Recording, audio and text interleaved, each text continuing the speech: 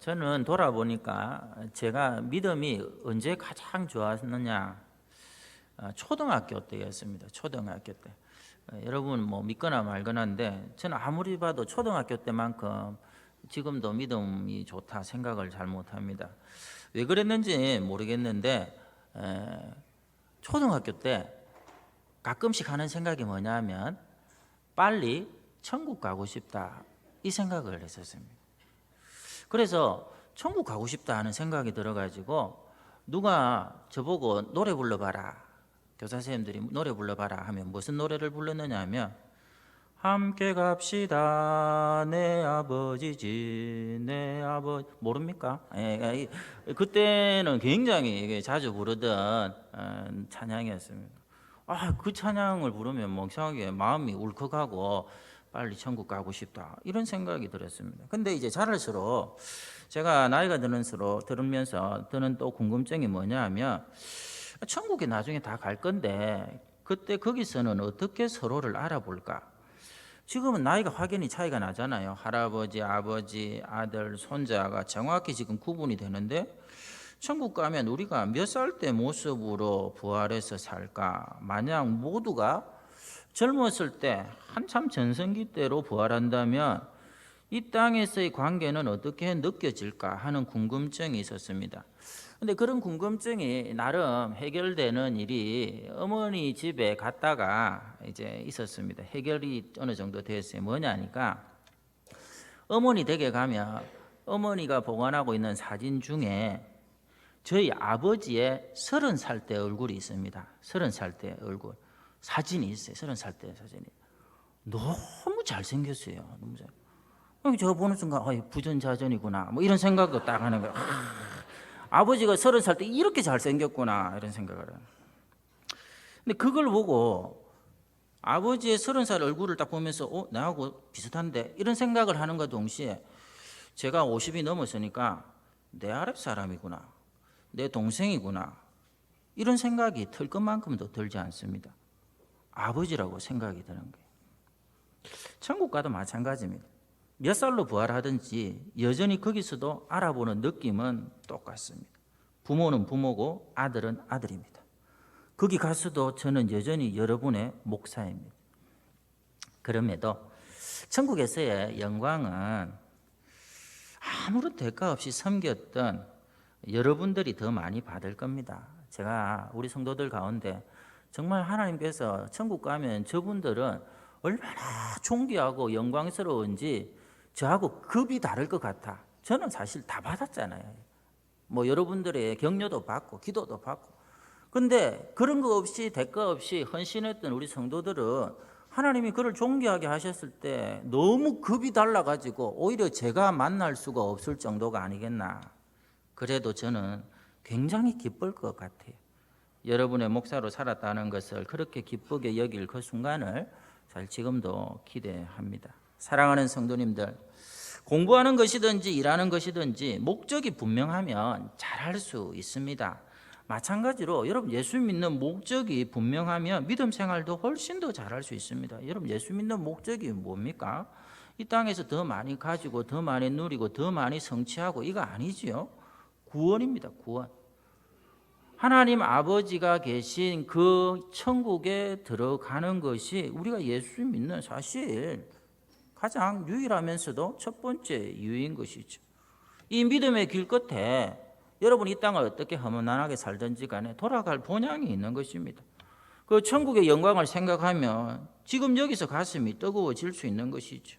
꿈을 꾸는 것처럼 그렇게 소망하고 바라볼 때에 우리 삶에 다가오는 공고함이나 고난이나 고통도 근심도 능히 이기며 살아갈 수 있지 않겠느냐 하는 것이죠. 여러분들 요즘 뭐에 관심이 많습니까? 한 번씩 TV를 보면 100세 시대, 100세 시대 이런 거 많이 강조하더라고요. 노후 준비해라 하는 거지. 노후 준비. 노후 준비한다고 좀 바쁘신 분들 계시죠? 100세 시대인데 하세요. 괜찮습니다. 보험도 드시고 연금도 드시고 그렇게 하면 뭐 좋을 것 같아요. 그런데 노후 준비보다 훨씬 더 중요한 게 있습니다. 그건 뭐냐 하면 사후 준비입니다. 사후 준비. 이 땅의 삶을 다 끝내고 난 다음에 이 세상의 삶은 80을 살든 여러분이 90을 살든 점과 같은 찰나와 같은 시간들. 이제는 영원한 시간을 어디서 보낼 것인지에 대해서, 어떤 영광 가운데서 지낼 것인지에 대해서 여러분은 여기서 과연 잘 준비하고 있느냐 하는 것이죠. 오늘 성경은 이 땅에서 우리가 겪게 되는 근심을 날려버릴 수 있는, 여러분 내가 노후에 뭘 먹고 살지 하는 그 모든 걱정을 박살내버릴 수 있는 유일한 방법이 있는데, 그것은 노후 대책을 잘 세우는 것이 아니라 사후에 갈 천국을 지금 내 마음에 품고 가지는 것이다. 이걸 약속하고 있습니다. 오늘 14장 말씀은 우리가 지금까지 쭉 살핀 대로 제자들 마음에 이제 불안과 두려움이 있습니다. 13장 그죠? 발도 씻어 주셨는데 그 다음 하신 말씀이 이제 내가 너희를 떠나갈 것이다.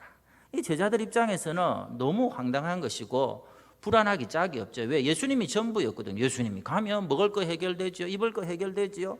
누가 공격하면 예수님의 그 예리한 지혜로 다 막아주셨죠.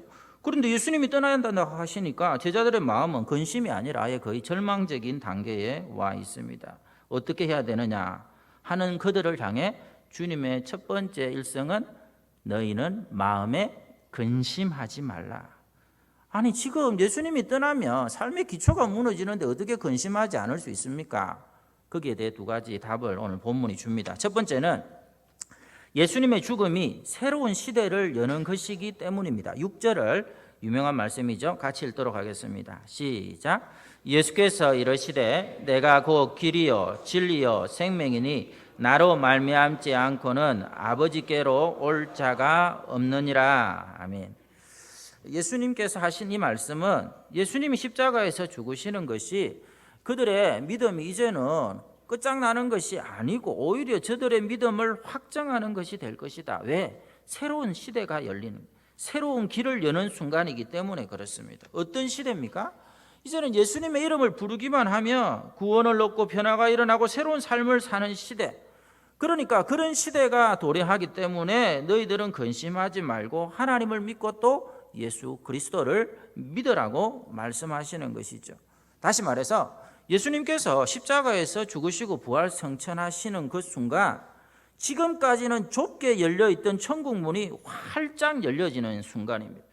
그리고 주님이 한번 열면 닫을 기가 없는 것이죠. 그래서 이제는 하늘과 땅의 모든 권세를 가지고 모든 인류를 주 앞으로 인도하실 수 있는 구주요 심판주요 만왕의 왕이 되실 주님이시기 때문에 주님은 이제 내가 몸은 떠나지만 예수 이름을 부르기만 하면 성령께서 너희 가운데 찾아오셔서 너희의 삶을 천국에 다다를 때까지 끝까지 책임주시는 길이 되어주실 것이고 악한 세력들을 모조리 결박하는 진리가 되어주실 것이고 너희의 삶 전체를 새롭게 변화시키는 생명이 되어주실 것이기 때문에 근심하지 않는 복된 남은 생애를 살아가라고 말씀하는 거죠. 이게 길이요 진리요 생명 되신다는 주님의 의미인 것입니다. 여러분 예수 이름이 얼마나 권세 있는지 모릅니다. 신학교 책 풀 때 어떤 목사님이 오셨어요. 목사님이 그냥 오시는 게 아니고요. 책 풀 때 요 인원의 2배 이상이 앉아 있습니다. 책 풀실에.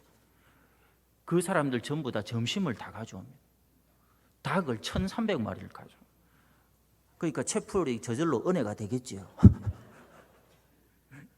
근데 이분이 하시는 얘기 중에 하나가 자기는 무당의 아들이었다는 것이죠. 무당의 아들. 여러분 그 많은 그 식사를 가져오려면 교회 사이즈가 사실 적은 사이즈나 부흥한 교회입니다. 근데 자기 집안은 무당 집안이었다고 합니다. 엄마도 무당, 이모들 몽땅 무당, 외할머니는 왕무당. 어릴 때 보면서 자란 게 외할머니가 작두 위에서 춤을 추는 거를 본 거예요. 근데 춤을 추면 진짜 병이 낫더라 하는 것이죠. 여러분 귀신의 세력이 제법 강합니다. 그런데 하나님께서 은혜를 주셔서 이분 혼자서 예수를 믿고 예수의 이름을 부르고 막 기도하고 그러니까 온 집안이 득달같이 달려들어서 핍박을 하는 거죠. 못 믿게 하고 욕을 하고 더군다나 서양 귀신이 씌었다고 이모들은 얼마나 저주를 퍼부었는지 모르는데 그 이모들이 다 죽어버렸어요. 그리고 자기는 결국 신학을 하게 되는데 어머니는 믿음으로 돌아오게 되고 거기다가 아주 이쁜 사모님까지 주셨다 이러면서 좋아하시던데 예수 이름의 권세가 놀랍다는 그 마음을 들게 했습니다.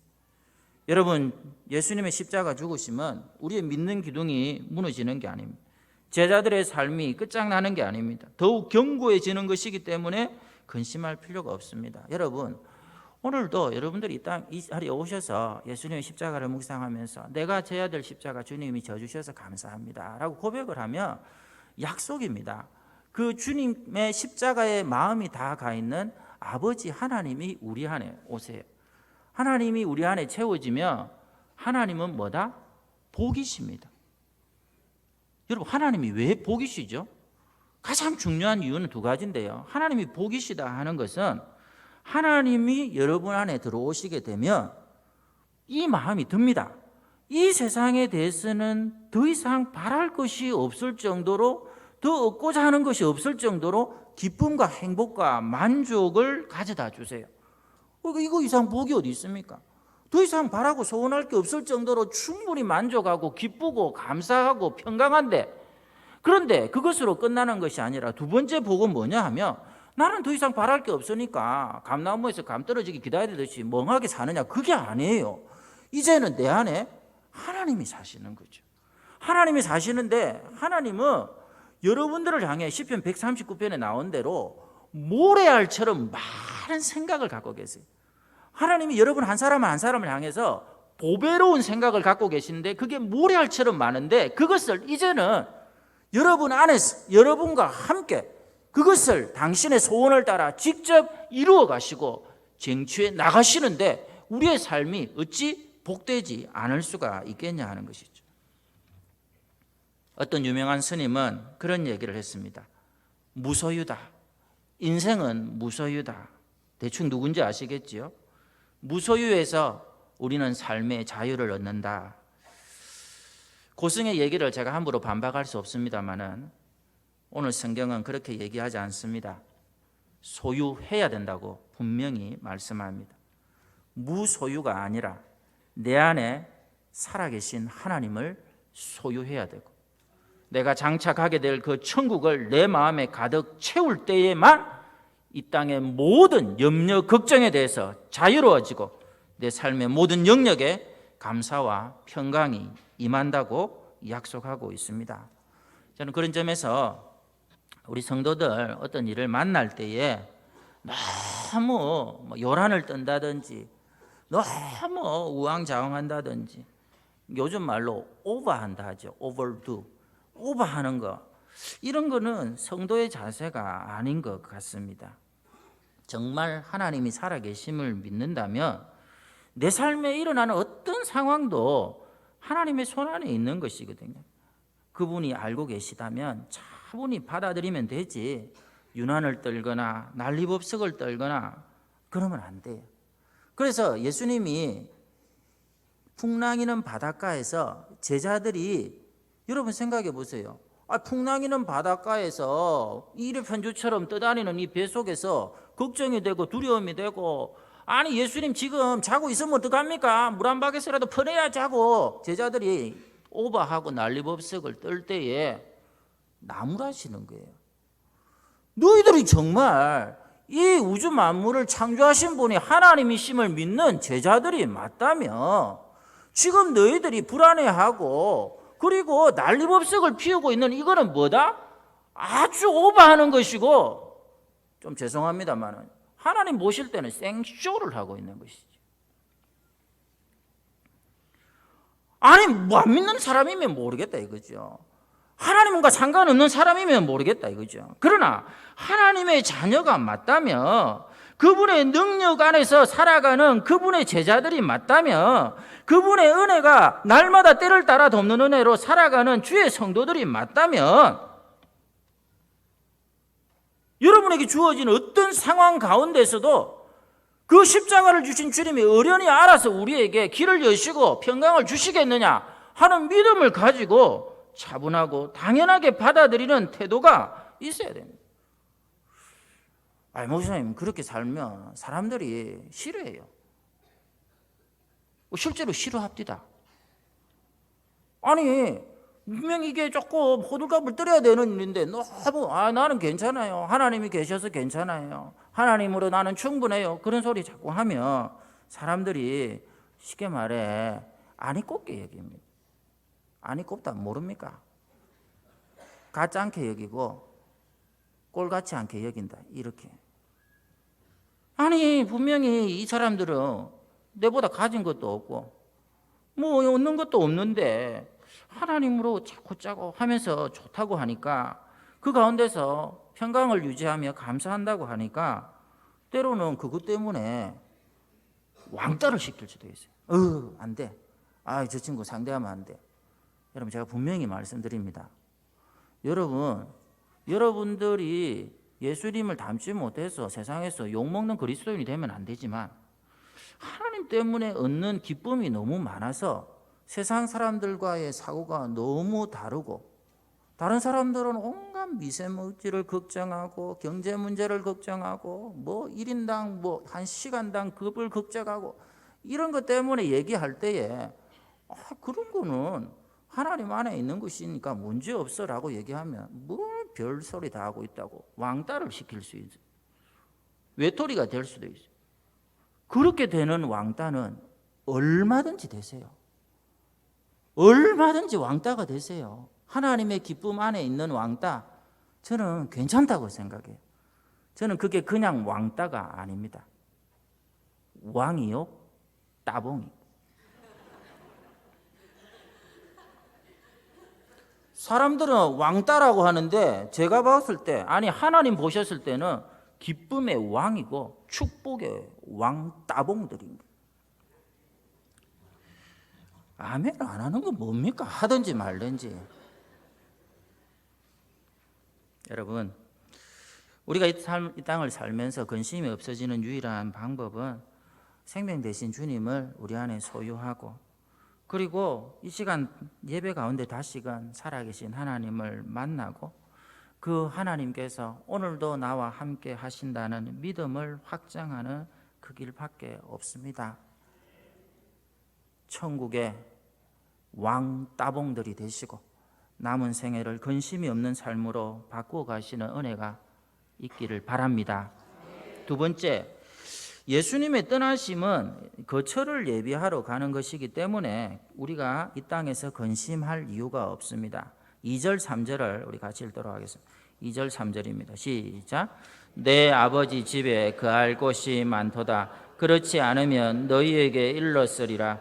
내가 너희를 위하여 거처를 예비하러 가노니 가서 너희를 위하여 거처를 예비하며 내가 다시 와서 너희를 내게로 영접하여 나 있는 곳에 너희도 있게 하리라. 아멘. 여기 보면 거처를 예비하러 간다라고 하실 때 이 영어 성경에 어떤 영어 성경 번역본에는 맨션으로 번역되어 있습니다. 요즘은 이 맨션을 모르죠. 옛날 분들은 맨션 하면 뭡니까? 아주 고급 아파트를 의미했었습니다. 실제 의미는 찾아보니까 방이 많고 집이 좋고 넓은 그런 공간을 뜻합니다. 이렇게 이해하면 좋을 것 같아요. 아주 부잣집 아들이 있습니다. 어느 날 친구들에게 여름방학을 앞두고 우리 아버지 집에는 빈 방이 굉장히 많아. 이번 여름 방학 때 같이 지낼 수 있는지 알아볼게. 이렇게 얘기를 한다고 치면 지금 이 친구 집에 방이 있다는 말입니까? 아니면 가서 지금 공사를 해서 방을 만들어야 된다는 말입니까? 방이 있다는 것이죠. 지금 예수님께서 거처를 예비하러 간다 하는 것은 이제부터 만들겠다가 아니라 하나님 아버지께 허락을 받겠다는 겁니다. 그런데 허락을 어떻게 받느냐면 십자가로 받는 것이죠. 하나님 아버지 그냥 이거 친구들 도와주세요 이게 아니고 내가 십자가를 지시는 거 보시지 않았습니까? 이제 저들을 다 받아주십시오. 그때 하나님의 응답이 성소의 휘장이 탁 찢어지면서 주님을 죽은 자 가운데 살리시고 모든 성도들을 아버지의 집에 영원히 살게 하겠다고 응답을 주시는 거예요. 그러니까 여러분, 예수님의 죽음은 제자들이 생각할 때 이건 실망하고 비참한 게 아니라 너무너무 존귀한 겁니다. 마찬가지로 그 예수님을 따르는 그리스도인의 죽음도 영광된 것이에요. 여러분, 우리의 죽음은 이사 가는 것입니다. 우리가 사글세 살다가 맨션으로 이사 가는 겁니다. 맨션이 별로 마음에 안 듭니까? 팰리스, 예? 그 정도는 돼야 되나요? 그것과 비교되지 않는 곳으로 이사 가는 것입니다. 그래서 믿는 자와 믿지 않는 자가 구분되는 게 여러분 죽을 때 보면 조금 구분이 됩니다. 불신자는 아무래도 힘들게 갑니다. 아깝다. 세상에 미련이 많이 남는 거죠. 그러나 신자는 아버지께로 돌아가는 겁니다. 평안한 가운데, 영광 가운데 아버지의 집을 찾아가는 시간입니다. 예전에 김진옥 목사님이 저희 50주년 기념 부흥회를 오셨을 때 했던 얘기가 기억이 납니다. 살아있을 때 형이 병약을 해가지고 병수발을 많이 했답니다. 굉장히 고생을 하셨대요. 그런데 그럼에도 불구하고 이 형이 어떻게 하든지 예수 안에서 믿음으로 살다가 주님의 부름을 받아야 되길래 잘 간병을 했는데 마지막 가시는 장면은 그동안의 모든 고생을 잊게 할 만큼 참으로 영광스러웠다. 어떻게 하셨느냐 하면 누워있다가 앉아가지고 방 벽에 싹 기댔는데 얼굴이 빛이 나더라는 거죠. 그렇게 골골하던 사람이 얼굴에 빛이 나면서 평안한 모습으로 동상들아 나 먼저 간다이. 내 때문에 너희들 고생 많았지? 예수님한테 가서 내가 잘 말해줄게. 예수님 지금 나한테 오신다. 그 얘기를 한 거예요. 그러니까 이 마지막 그 얘기를 하고 돌아가셨는데 그 마지막 얘기를 하다가 예수님이 지금 나를 데리러 오신다. 예수님을 본다고 그렇게 얘기를 했는데요. 저는 저희 교회 와서 장례를 거의 250번 이상 치렀습니다. 임종에 가까운 분들도 많은 분들을 뵀는데 가끔씩입니다. 그런 얘기 하시는 분이 있어요. 예수님이 옆에 계신다고, 예수님이 나를 데리러 오신다고 하는 분들이 가끔씩 계셨어요. 그런데 이거는 제 생각에는 헛것을 봤다라고 얘기하면 안 되고 믿는 자에게 주시는 또 하나의 축복입니다. 성경에 그것이 증명이 되어 있어요. 스데반 집사님이 마지막에 순교할 때 본 것은 하늘에서 자신을 응원하시는 인자 예수 그리스도를 내가 본다고 얘기한 겁니다. 그만큼 그리스도의 죽음은 영광된 것입니다. 영광으로 들려 올라가는 것이죠. 자, 그렇다면 여기 있는 우리도 빨리 죽고 천국 가야겠네요. 목사님 얘기가 결론이 그리 됩니까? 이런 표정을 보니까 조금 심각합니다. 꼭 그런 것만은 아닙니다.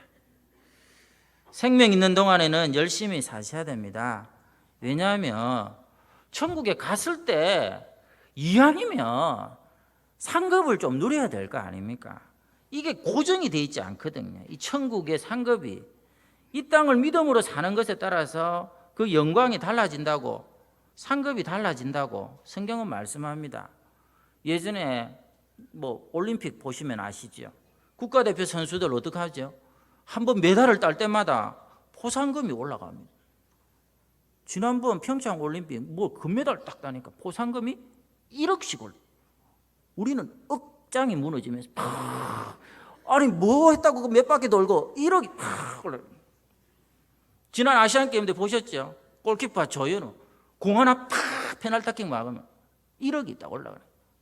억 하면서 얼마나 열심히 막아대든지. 믿음으로 살고요. 우리에게 주어진 시련을 은혜로 이겨나갈 때 천국의 상이 눈덩이처럼 커집니다. 예수 믿는 사람 고민이 그거죠. 이 땅의 삶이 끝나도 하나님 앞에 가니까 좋은 것이고 살아서도 좋은 것이고 왜 사는 동안에 열매를 맺고 상급을 쌓아가는 복된 시간이기 때문에 그래서 사도 바울이 이 고민을 합니다. 사도 바울은 삼청천을 다녀와서 천국을 본 사람이거든요.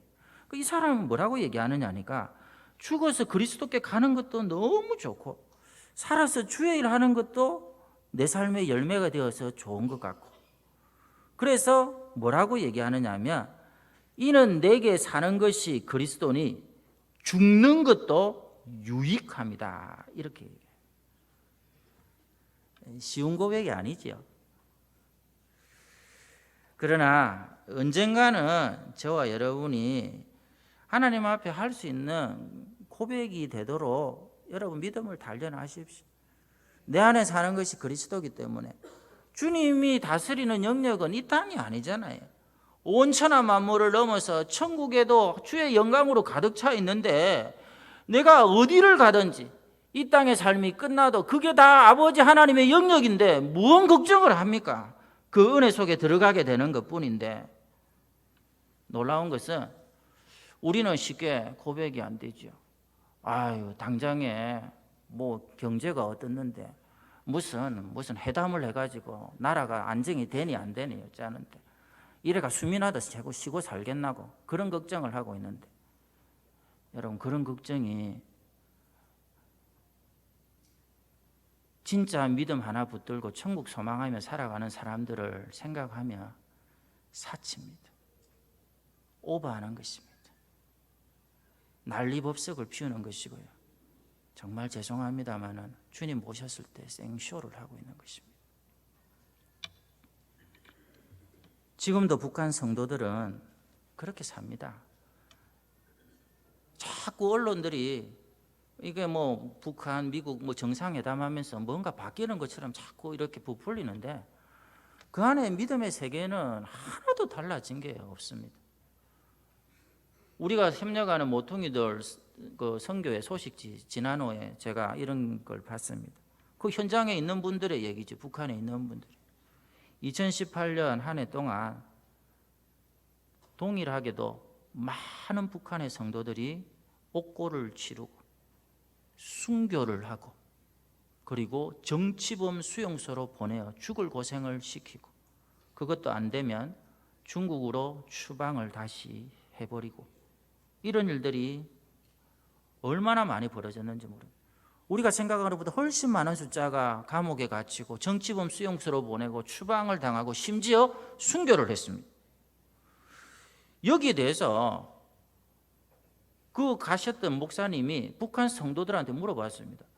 왜냐하면 이 사람도 조금 있으면 어떻게 될지 모르거든요. 잡히든지 죽든지 추방을 당하든지 정치범 수용소로 가든지 이런 순교나 박해에 대해서 성도는 어떻게 생각하십니까?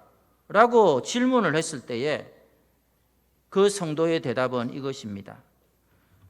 죽은 자는 이제 그만 쉬라고 은혜를 주신 것이고 수용소로 그리고 국외로 추방당한 사람은 새로운 사역지로 주님이 보내셨으니 순종하면 되는 거 아닙니까? 순교하고 죽은 사람은 이제 그만 쉬라고 하나님이 은혜를 주신 것이고 수용소로 또한 추방을 당한 사람들은 새로운 사역지로 보내주셨으니 거기에 순종하며 살면 되는 거 아닙니까?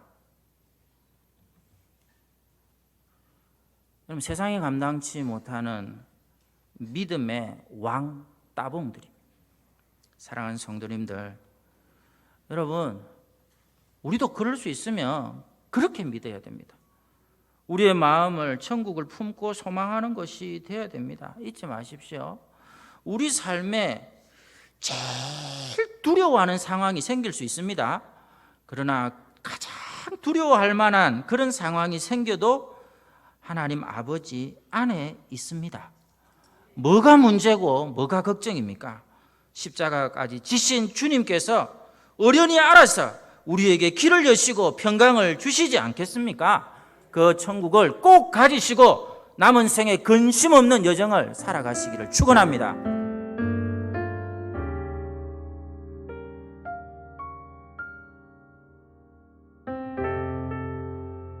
주님, 우리는 지금 평범한 일상이 다시 오기를 간구합니다.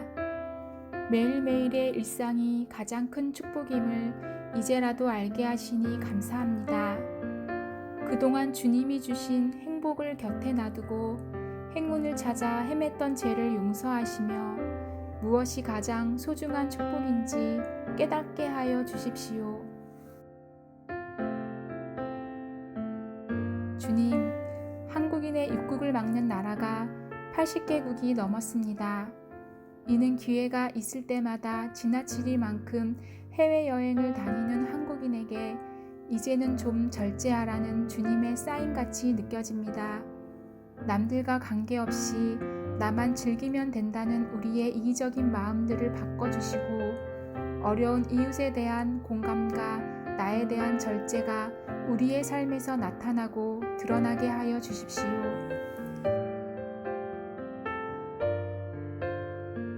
주님, 마스크 없이는 하루도 살 수 없는 세상이 되고 말았습니다. 이는 그동안 너무 많이 무책임한 말을 내뱉고 아무렇지도 않게 퍼날랐던 우리들에게 조금 더 침묵하며 살라는 주님의 명령 같습니다. 내 입을 막으며 적게 말하고 진실만을 전하기 위해 노력하게 하여 주십시오.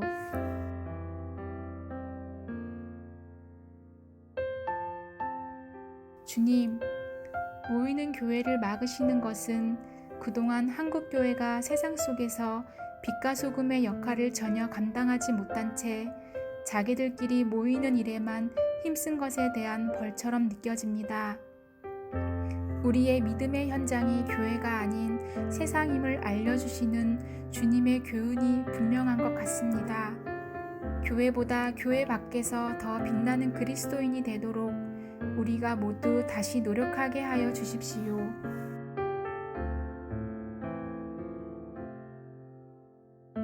교인이 5만이니 10만이니 하는 것이 모두 거품인 것을 알게 하신 주님, 하루아침에 예배당의 교인들은 없어질 수 있음을 깨닫게 하시니 감사합니다.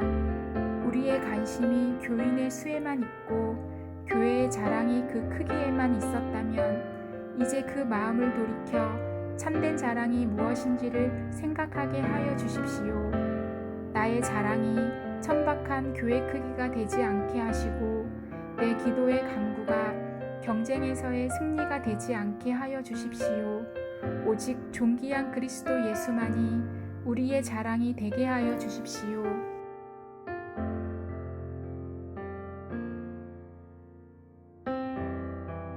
주님, 이 어려움이 다 지나고 난 후 이 땅의 교회들이 다시 새로워지며 주 안에서 하나의 교회로, 같은 교회로 함께 천국을 향해 나가게 하여 주십시오.